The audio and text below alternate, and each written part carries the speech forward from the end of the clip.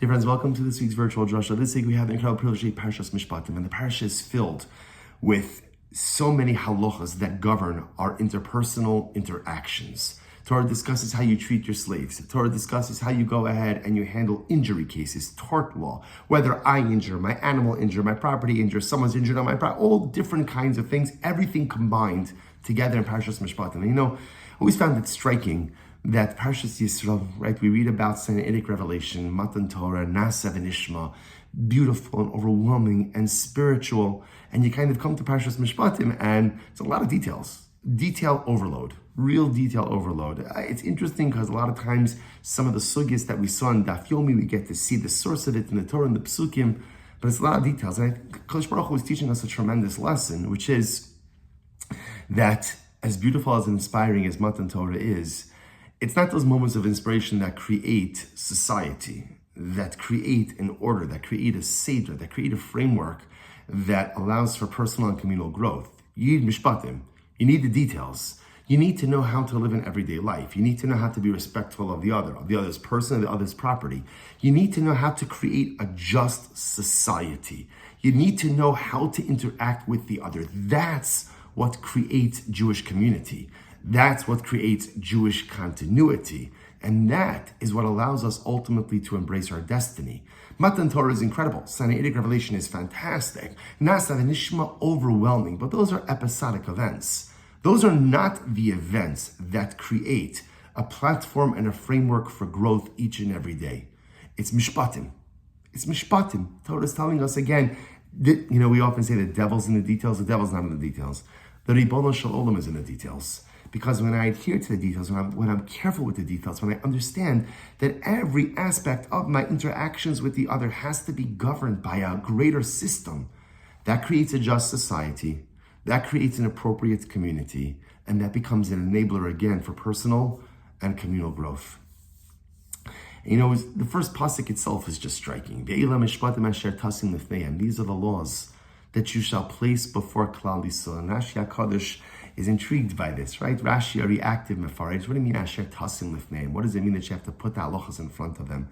And Rashi says, so beautiful. Rashi says, Amar lo HaKadosh Baruch Hu Moshe, Lo sa'ala al da'at chalomar. Moshe Rabbeinu, don't think that you could discharge your obligation as leader of the people with the following idea. Eshtan parak ba'alocha, shtayim shalosh pamim, ad shetei stura b'fiyem kimishnasa, ve'ini matriach atzmi lahabinam tameh hadavar perusha. HaKadosh Baruch Hu says Moshe like this. Moshe, you might think, what's your job as the leader? Just teach them a halacha, review it once, twice, chavra, do this, don't do this, and that's it, move on. HaKadosh says, no, Moshe, that's not your obligation. What's your obligation? Asher tasim lifneihem. Put the halacha in front of them. Rashi says, Kishulchan ha'aruch umuchan le'echol lifnei ha'adam. Set it up like a table. You walk into a seudah, you walk into a beautiful meal, and the table's set, and the cutlery is out, and the dishes are out, and the glasses are out, and the first course is plated, and it looks beautiful. So Kishmach says, Moshe, when you give Torah to Klal Yisrael, Asher tasim lifneihem, put it in front of them. Set the table. Don't just tell them mutter, asr, kasher, treif, tameh, tahar. Explain it to them. Set the table for them. Asher tasim lifneihem. I've often thought that there's another vart in this pasuk as well. Ve'ila mishpatim. HaKadosh Baruch Hu is telling us, this Torah that you have, asher tasim lifneihem, it's forever in front of us. A Yid, a Jew, never leaves Torah, and Torah never leaves a Yid. Even if sometimes we stray, and even if sometimes we make mistakes, and even if sometimes maybe we're not adhering, or we're not observing, or we're not doing exactly what we're supposed to do or how we're supposed to do it, Torah never leaves me, and I never leave Torah. There's a connection, there's a bond between a Jew, between a neshama and Torah. We're all chiseled out of the same divine framework, fabric. We all come from the same thing. Torah, Klal Yisrael, Kudsha Brichu, Schati, we're all one. And perhaps Kodesh Baruch Hu was telling Moshe Rabbeinu, Eila Mishpatim, tell Klal Yisrael, there's a lot of halachas over here. And Shin says, not everyone is going to get everything right all the time. But just remind them, Asher Tasim Lifneihem, Torah is always there in front of you. It's always there. It's always there. You observe it, you don't observe it, you transgress it, you observe whatever it is. Just know, Torah never leaves you. And precious Jew, you really never leave Torah. You might stray a little bit, you might take a little bit of a life detour, but you never leave. And the truth is, this idea, I think, has tremendous relevance for us all the time, but especially now. I'm zocheh to be recording this Dvar Torah from Yerushalayim Mir HaKodesh. We're here on Yarchei Kala, and I think all of us are overwhelmed by the news, the tragic and heartbreaking news about the Bibas family. About Shiri Bibas, her two precious children, Ariel and Kfir, beautiful children, whose faces are forever etched into our memory.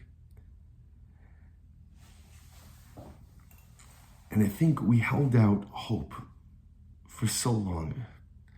Beautiful, precious, innocent children, a loving and doting mother, right? The last image we see is on Shiri Bibas' face as she clutches her children as they're being led away from their Oz into captivity in Gaza.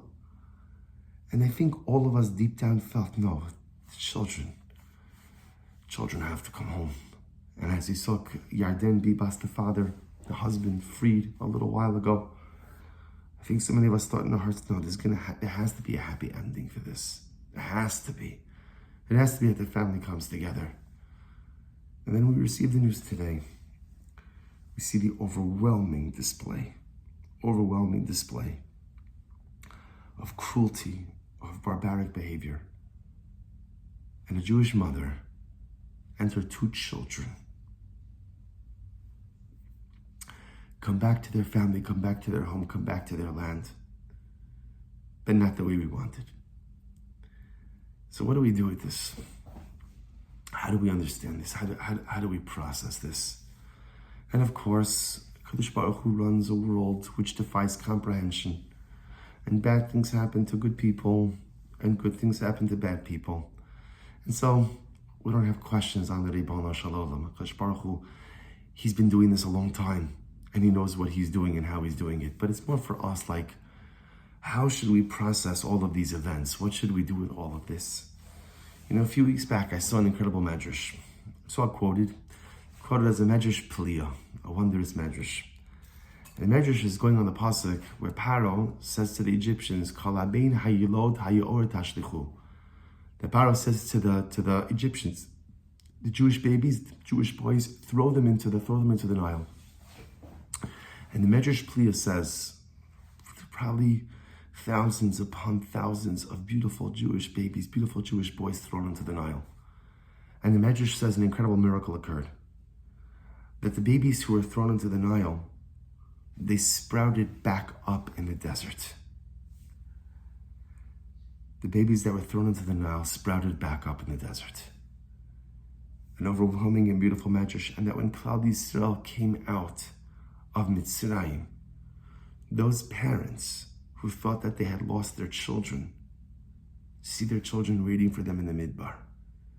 See their beautiful, precious, holy, innocent children waiting for them in the desert. The children who drowned in the Nile sprouted back up in the desert. And I don't know what the medrash means, but perhaps the message that the medrash is trying to convey to us is that nothing is ever truly and fully lost in this world. You see, as a human being, I could lose something. And when I lose it, I could even lose my connection to it. But Klape Shmaya by Kodesh Baruch Hu, nothing's ever lost.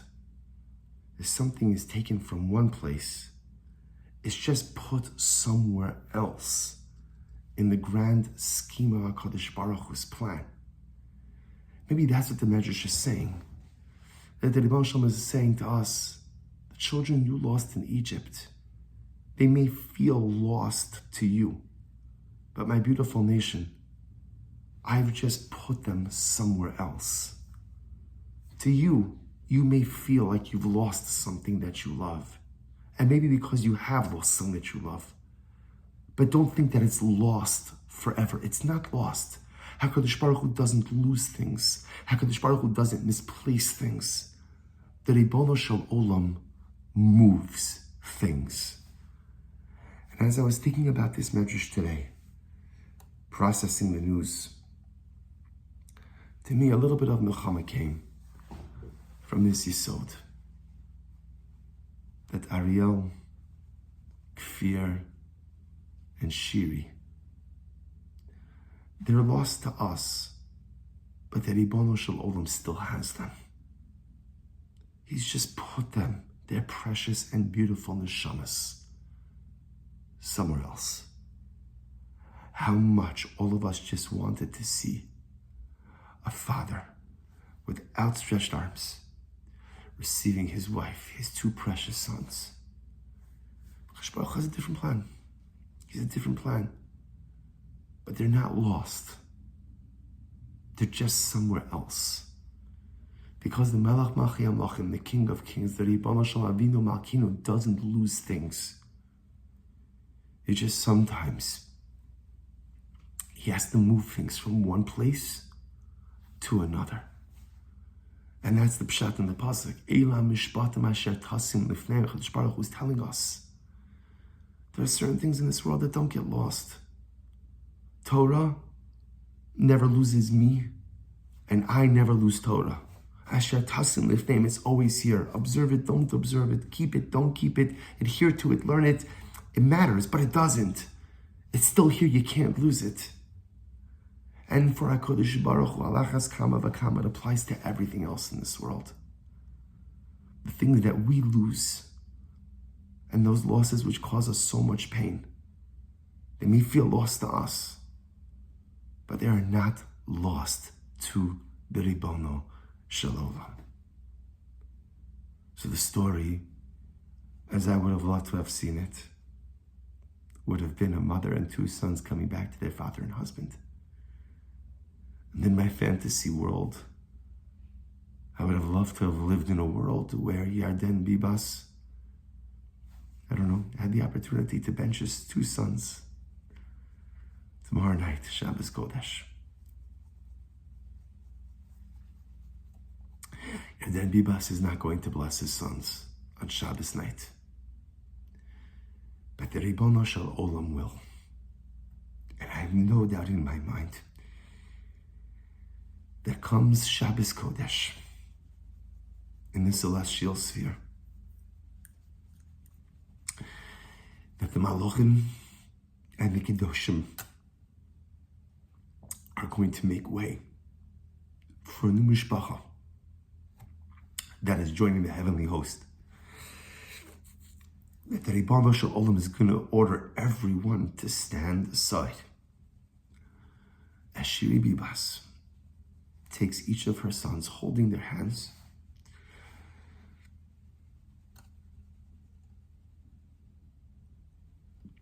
and leads them straight to the Kisei HaKavod. And it is there that the Ribono Shel Olam will take that beautiful mishpacha. He will embrace them. And he will tell them, down there they may feel that you're lost, but I assure you, precious neshamas, HaKadosh Baruch Hu says, nothing is ever lost to me. HaKadosh Baruch Hu says, I put everything exactly where it needs to be. And for whatever the reason, for whatever the cheshbon, the Ribono Shel Olam moved around the pieces and brought the mother and her two children to him before the Kisei HaKavod. Eila Mishpatim asher tasim lifneihem.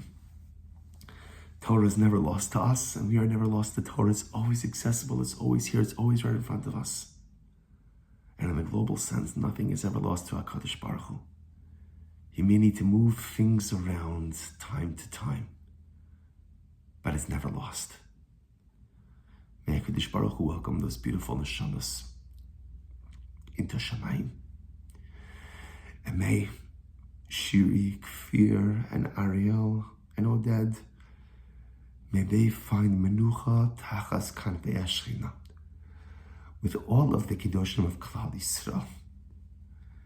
And may we, those who are left here, who mourn these profound and overwhelming losses, may we find a little bit of nechama in knowing that although things feel so lost to us, that Ribbon Shalom has everything exactly where he needs it to be. And may that little bit of Nechama follow us into Shabbos. And may over time that little bit of Nechama build into a tremendous wave of Nechama. May we be so Eretz Hashem to see the rest of our hostages come home with Shalom and Bekarov. That our holy soldiers should be successful B'chol Ma'aseh Yedeim. And we should finally be Zochem Eretz Hashem on this Shabbos Mevarchim Adar. Mishenichnas Adar Marbim B'Simcha. How much Simcha Klal Yisrael needs. And may we be Zochem to usher in that period of Simcha. Meher B'Yameinu. Amen. From Yerushalayim Yer HaKodesh. Wishing everyone a good Ner Shabbos and a beautiful Shabbos Kodesh.